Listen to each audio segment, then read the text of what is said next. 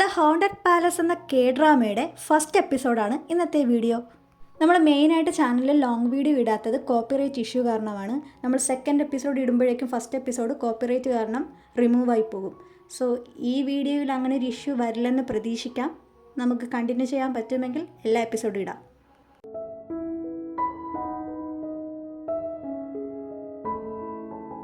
So ഡ്രാമയുടെ തുടക്കം എന്ന് പറയുന്നത് 1000 വർഷം ഭൂമിയിൽ ജീവിച്ചൊരു ഡ്രാഗൺ ഹെവനിലേക്ക് പോകാൻ തയ്യാറാവുകയാണ്.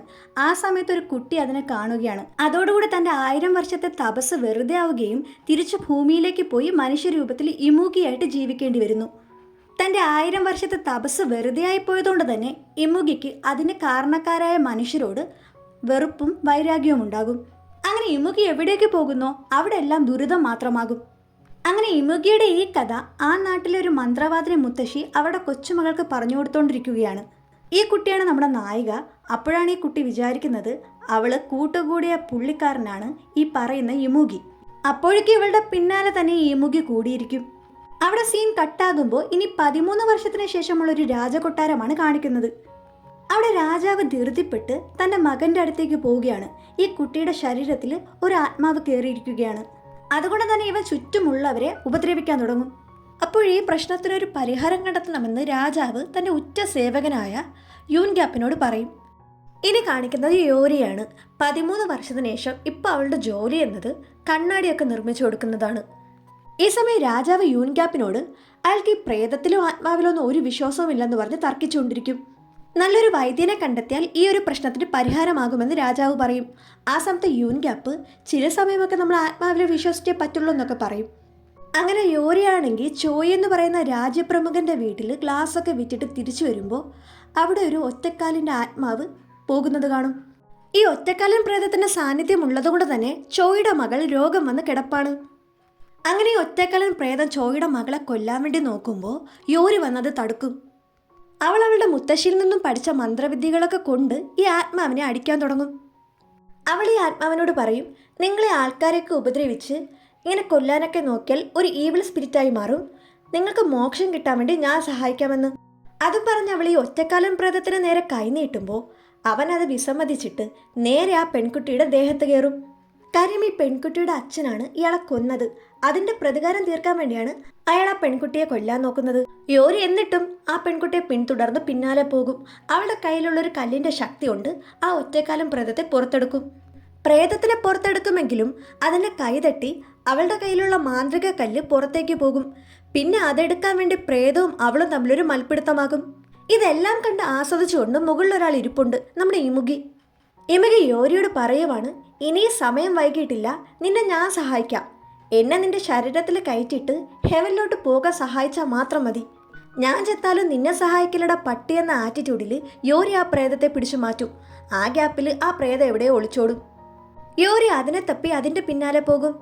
പ്രേതമൊഴിഞ്ഞ പെൺകുട്ടിയെ ഒരു കടക്കാരി കണ്ടെത്തുകയും ആ പെൺകുട്ടിയെ തിരിച്ച് യൂൻഗ്യാപ്പ് അവളുടെ അച്ഛൻ്റെ അടുത്തേക്ക് കൊണ്ടെത്തിക്കുകയും ചെയ്യും. യൂൻഗ്യാപ്പിന് മനസ്സിലാകും യോരി കാരണമാണ് ആ പെൺകുട്ടി രക്ഷപ്പെട്ടതെന്ന്. അങ്ങനെ യോരി തിരിച്ച് വീട്ടിലേക്ക് പോകുമ്പോൾ ഇമുഗി അവളുടെ പിന്നാലെ ഉണ്ട്. നിന്നെ ഞാൻ ഒരിക്കലും സഹായിക്കില്ല, ഞാൻ പഴയതൊന്നും മറന്നിട്ടില്ലെന്ന് യോരി ദേഷ്യത്തിൽ ഇമുഗിയോട് പറയും. അതായത് യോരിയുടെ മുത്തശ്ശി ഈ ആത്മാവിനൊക്കെ ഒഴിപ്പിക്കുന്ന ഷേമനാണ്. യോരിയുടെ 13-ാം വയസ്സ് മുതൽ ഇമുഗി അവളോടൊപ്പം കൂടിയിട്ടുണ്ടെന്ന് ഷേമന് മനസ്സിലാകും. അങ്ങനെ ഇമുഗിയെ ഒഴിപ്പിക്കാൻ നോക്കുന്നതിനിടയിൽ യോരിയുടെ മുത്തശ്ശി മരിക്കുകയാണ്. ഷേമാൻ കൂടെ മരിക്കുമ്പോൾ എല്ലാത്തിനും കാരണം യോരിയുടെ കൂടെ ഇമുഗിയാണെന്ന് പറഞ്ഞ് അവിടുത്തെ നാട്ടുകാർ അവളെ ഒറ്റപ്പെടുത്താൻ തുടങ്ങും. അങ്ങനെ മുത്തശ്ശി അടക്കിയെടുത്ത് യോരി ഇരിക്കുമ്പോൾ ഇമുഗി അവളുടെ അടുത്തേക്ക് വരും. യോരി ഇമുഗിയുടെ നേരെ കൈനീട്ടിയിട്ട് നീ എൻ്റെ ശരീരത്തിൽ കയറിക്കോ, ഞാൻ നിന്നെ സഹായിക്കാമെന്ന് പറയും. ഇമുഗി യോരിയുടെ കൈ പിടിക്കുന്നതും മാന്ത്രികക്കല്ലിൻ്റെ ശക്തിയാൽ ഇമുഗിക്ക് വേദനിക്കാൻ തുടങ്ങും. ഇമുഗി യോരിയെ ദേഷ്യത്തിൽ നോക്കുമ്പോൾ നിന്നെ ഞാൻ ഒരിക്കലും സഹായിക്കില്ലട എന്ന് യോരി പറയും.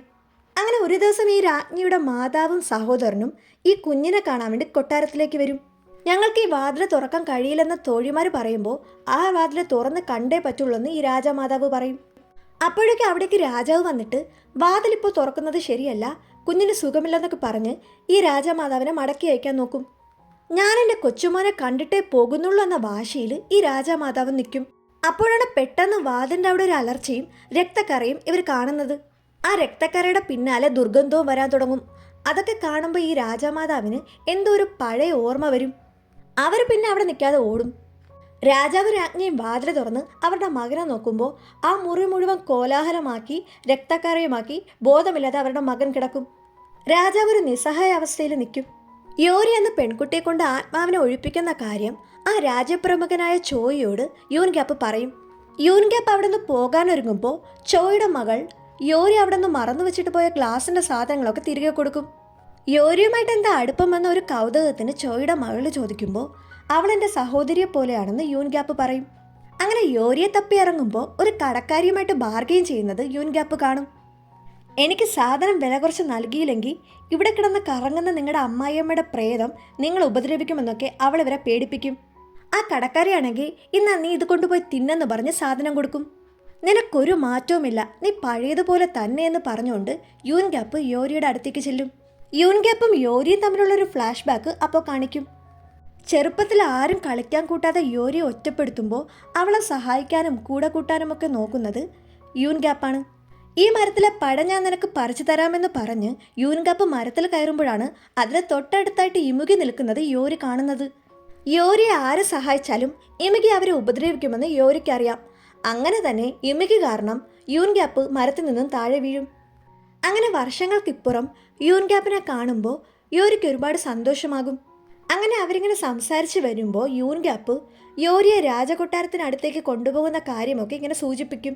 യൂൻഗ്യാപ്പ് പറയും, നീ കണ്ണടയൊക്കെ ഉണ്ടാക്കുമല്ലോ, നമ്മുടെ രാജാവിന് നല്ലൊരു കണ്ണട വേണം, നീ അതുകൊണ്ട് എന്നോടൊപ്പം രാജകൊട്ടാരത്തിലേക്ക് വരണം. യൂൻഗ്യാപ്പിൻ്റെ യോരിയുടെ സംസാരത്തിനിടയിൽ പെട്ടെന്നൊരാൾ കയറിക്കൂടും, നമ്മുടെ ഇമുകി. യോരിക്ക് മാത്രമല്ലേ ഇമുകിയെ കാണാൻ കഴിയുള്ളൂ. അതുകൊണ്ട് ഇമുകിയുടെ യോരി സംസാരിക്കുന്നതൊക്കെ യൂൻഗ്യാപ്പ് നീ ആരോടാ ഇങ്ങനെയൊക്കെ സംസാരിക്കുന്നതെന്ന് ചോദിക്കാനിട വരും. അങ്ങനെ യൂൻഗ്യാപ്പ് പറയും, നീ റെഡിയായിട്ട് നിൽക്ക്, കൊട്ടാരത്തിലേക്ക് പോകാൻ ഞാൻ നിന്നെ വിളിക്കാൻ വരാം. അതും പറഞ്ഞ് യൂൻഗ്യാപ്പ് പോകും. യോരി തിരിച്ച് വീട്ടിലേക്ക് വരുമ്പോൾ ഇമുകി പറയും, ഇത് വെറും ബാഡ് ഐഡിയ ആണ്, നീ പോകാതിരിക്കുന്നതാണ് നല്ലത്, അവൻ്റെ ഉദ്ദേശം ഒട്ടും നല്ലതല്ല. അങ്ങനെ പറയാൻ കാരണം എന്താന്ന് യോരി തിരിച്ചു ചോദിക്കുമ്പോൾ ഇമുകി തിരിച്ചൊന്നും പറയാതെ അവിടെ തപ്പി തടഞ്ഞു നിൽക്കും. യോരി പറയും, ഞാൻ തീരുമാനിച്ചു കഴിഞ്ഞു യൂൻഗ്യാപ്പിനൊപ്പം പോകാൻ, ഇനി നിങ്ങളത് തടസ്സപ്പെടുത്താൻ നിൽക്കണ്ട. ഇമുകി സ്വയം പറയും, ഞാൻ നല്ലത് പറഞ്ഞാലും ഈ പൊട്ടിക്കത് തിരിച്ചറിയാൻ പറ്റില്ലല്ലോ. അന്ന് രാത്രി യോരിക്ക് ഫ്യൂച്ചറിനെ പറ്റി ഒരു വിഷൻ ഉണ്ടാവുകയാണ്. അതായത് യോരിയും യൂൻഗ്യാപ്പും അവരുടെ മകളും കൂടെ സന്തോഷത്തോടെ ഇരുന്ന് ഫുഡ് കഴിക്കുന്നത്. അത് ഓർത്ത് ബ്ലഷായിട്ട് യോരി പറയും, ഇതൊക്കെ എന്തിനാണ് ഞാൻ ചിന്തിച്ച് കൂട്ടുന്നത്. ഈ സമയം കൊട്ടാരത്തിലെ പടനായകന്മാർ ഇങ്ങനെ അംഗം വെട്ടി പ്രാക്ടീസ് ചെയ്തുകൊണ്ടിരിക്കുകയാണ്. അപ്പോഴാണ് ഈ പടനായകനോട് അവൻ്റെ അസിസ്റ്റൻ്റ് വന്ന് പറയുന്നത്, യൂൻഗ്യാപ്പിനെ വഴിയിൽ വെച്ച് കണ്ടു, രാജാവ് അവനെ എന്തോ ഒരു ദൗത്യം ഏൽപ്പിച്ചിട്ടുണ്ടെന്ന് തോന്നുന്നുവെന്ന്. യൂൻഗ്യാപ്പിനെ ഫോളോ ചെയ്ത് അവൻ്റെ ഉദ്ദേശം കണ്ടെത്താൻ ഇവർ തീരുമാനിക്കും. അങ്ങനെ യോരിയുടെ കൈ പിടിച്ചിട്ട് യൂൻഗ്യാപ്പ് പറയും, അന്ന് എനിക്ക് നിന്നെ കൊണ്ടുപോകാൻ പറ്റിയില്ല, പക്ഷെ ഇന്ന് ഞാൻ നിന്നെ കൊണ്ടുപോവുകയാണ്. യോരിയെ യൂൻഗ്യാപ്പ് കൊട്ടാരത്തിലേക്ക് കൊണ്ടുപോകുന്നത് വേറൊന്നിനുമല്ല, രാജാവിൻ്റെ മകൻ്റെ ബാധ ഒഴിപ്പിക്കാൻ വേണ്ടിയാണ്. പക്ഷെ യോരിയോട് ഇത് പറഞ്ഞിട്ടില്ല. ഇമുകി പണി കൊടുത്തിട്ടാണെന്ന് തോന്നുന്നു, ഏതോ ഒരു തടിയിൽ തട്ടി യൂൻഗ്യാപ്പ് താഴെ വീണ് അവൻ്റെ കാല് മുറിയും. ആ മുറിവിൽ വയ്ക്കാനുള്ള പച്ചിലയും പൂവും ഒക്കെ പറിച്ചിട്ട് വരാമെന്ന് പറഞ്ഞ് യോരി അവിടെ നിന്ന് പോകും. യോരിയാണെങ്കിൽ പുറത്തിറങ്ങിയിട്ട് ഇമുകിയെ വിളിച്ച് പറയും, എവിടെയാണ് നീ ഒളിച്ചിരിക്കുന്നത്, ഇറങ്ങി വാ, നീ കാരണമല്ലേ പാവ യൂൻഗ്യാപ്പ് താഴെ വീണത്, നീ എന്തെങ്കിലും പോയി ചെയ്യടി എന്ന് പറഞ്ഞ് പുച്ഛിച്ചുകൊണ്ട് ഇമുകി അവിടെ മരത്തിലിരിക്കും. യോരി മരുന്ന് പറിക്കാൻ പോയ തക്കത്തിൽ യൂൻഗ്യാപ്പിനെ ആ പടനായകന്മാർ കണ്ടെത്തും. യൂൻഗ്യാപ്പിനെ ഉപദ്രവിച്ചിട്ട് അവന്മാർ ചോദിക്കും, എന്താണ് നിന്റെ ഉദ്ദേശം, നീയും രാജാവും തമ്മിൽ എന്തൊക്കെയോ പ്ലാൻ ചെയ്യുന്നുണ്ടല്ലോ. യൂൻഗ്യാപ്പ് അവന്മാരെ എതിർത്ത് സംസാരിക്കുമ്പോൾ തന്നെ ഈ പടനായകൻ അവൻ്റെ വയറ്റിലേക്ക് വാള് കുത്തിക്കയറ്റും. അങ്ങനെ യൂൻഗ്യാപ്പ് മരിക്കും. ഇതെല്ലാം മാറി നിന്ന് ഇമുകി കാണും. അങ്ങനെ യൂൻഗ്യാപ്പിൻ്റെ ബോഡി കൊണ്ടുപോകുമ്പോൾ വഴിക്ക് വെച്ച് ഇമുകി അവൻ്റെ ശരീരത്തിൽ കയറും. ഇനിയാണ് കഥ സ്റ്റാർട്ട് ചെയ്യാൻ പോകുന്നത്.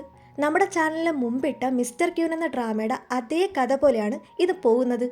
അവിടെ രാജകുമാരിയുടെ ശരീരത്തിൽ പെട്ടുപോയ ഒരു ന്യൂജൻ പയ്യനാണെങ്കിൽ ഇവിടെ മനുഷ്യ ശരീരത്തിൽ പെട്ടുപോയ ഒരു ഡ്രാഗൻ. മരിച്ചു പോവെന്ത് എണീറ്റ് വരുന്നെന്ന് പറഞ്ഞ് ഇമുകി എല്ലാവരും കൂടെ കൊല്ലാൻ നോക്കുമ്പോൾ ഇമുകി അവന്മാരെ പറപ്പിച്ച് ഓട്ടിക്കും. മരുന്ന് പറിക്കാൻ പോയ യോരിക്ക് യൂൻഗ്യാപ്പിന് എന്തോ പറ്റിയിട്ടുണ്ടെന്ന് മനസ്സിലാവുകയാണ്. യോരി നോക്കുമ്പോൾ യൂൻഗ്യാപ്പിൻ്റെ ആത്മാവ് അവിടെ നിന്ന് നടന്നു വരുന്നു. യൂൻഗ്യാപ്പിന് പിന്നാലെ അവൻ്റെ ശരീരത്തിൽ കയറിയ ഇമുകി വരുമ്പോൾ യൂൻഗ്യാപ്പിനെ കൊന്നത് ഇമുകിയാണെന്ന് യോരി വിചാരിക്കും. ഇമുകിയെ തടഞ്ഞു നിർത്താൻ മാന്ത്രിക കല്ലുകൊണ്ട് യോരി നോക്കുമ്പോൾ അതെടുത്ത് ദൂരെ എറിയും ഇമുകി. യോരിയുടെ തോളി പിടിച്ചിട്ട് ഇമുകി പറയും, അങ്ങനെ അവസാനം എനിക്ക് നിന്നെ കിട്ടിയടി. യോരി ദേഷ്യത്തിൽ ഇമുകിയോട് പറയും, അതിനായിരുന്നോ നിങ്ങൾ യൂൻഗ്യാപ്പിനെ കൊന്നത്. ഒരിക്കൽ നീ എൻ്റെ മുത്തശ്ശി ഇല്ലാതാക്കി, ഇപ്പോൾ യൂൻ ഗ്യാപ്പിനെ. അതേട്ട് യുമയ്ക്ക് പറയും, എടിയടി നീ ഇതെന്തൊക്കെയാ പറഞ്ഞുകൊണ്ടിരിക്കുന്നത്, ഞാനല്ല ഇവനെ കൊന്നത്. നീ അവനോട് ചോദിച്ചു നോക്ക്, അവൻ്റെ കൊട്ടാരത്തിലെ ഏതൊക്കെയോ ശത്രുക്കൾ വന്ന് അവനെ കുത്തി കൊന്നത്. യുമയ്ക്ക് യൂൻ ഗ്യാപ്പിനോട് പറയും, എടാ നോക്കി നിൽക്കാതെ പറയടാ ഞാനല്ലെന്ന്. യഥാർത്ഥ യൂൻ ഗ്യാപ്പിൻ്റെ ആത്മാവ് സ്വന്തം ശരീരത്തിൽ കയറാൻ നോക്കുമ്പോൾ അവനതിന് പറ്റില്ല. നിസ്സഹായ അവസ്ഥയോടെ യോരിക്ക് അത് നോക്കി നിൽക്കേണ്ടി വരും. യുമകി അങ്ങനെ യോരിയുടെ കയ്യിൽ തൊട്ടിട്ട് തിരിച്ച് ഡ്രാഗൺ രൂപം പ്രാപിക്കാൻ നോക്കും. എത്ര ശ്രമിച്ചിട്ടും അവൻ അതിന് പറ്റില്ല. ആ ഗ്യാപ്പിലെ മാന്ത്രിക കല്ലെടുക്കാൻ യോരി അവിടെ നിന്ന് ഓടും. യുമകി അവൻ്റെ ശക്തി കൊണ്ട് ആ മാന്ത്രിക കല്ല് വെള്ളത്തിലെറിയും. യുമകി യോരിയുടെ അടുത്തേക്ക് വരുന്നതും യോരി അവനെ പിടിച്ച് തള്ളാൻ നോക്കും. യുമകി അവിടെ നിന്ന് മാറുന്നതും യോരി വീഴാൻ നോക്കും. യോരി രക്ഷപ്പെടുത്താൻ വേണ്ടി യുമകി നോക്കുമ്പോൾ രണ്ടുപേരും കൂടെ താഴേക്ക് വീഴും. അപ്പോഴേക്കും യൂൻ ഗ്യാപ്പിൻ്റെ ആത്മാവ് അവിടേക്ക് ഓടിയെത്തും. ഇവർ രണ്ടുപേരും താഴേക്ക് പോയത് അവൻ കാണും. അവിടെ വെച്ച് തീരുകയാണ് ഫസ്റ്റ് എപ്പിസോഡ്. അടുത്ത എപ്പിസോഡിനായിട്ട് കാത്തിരിക്കൂ.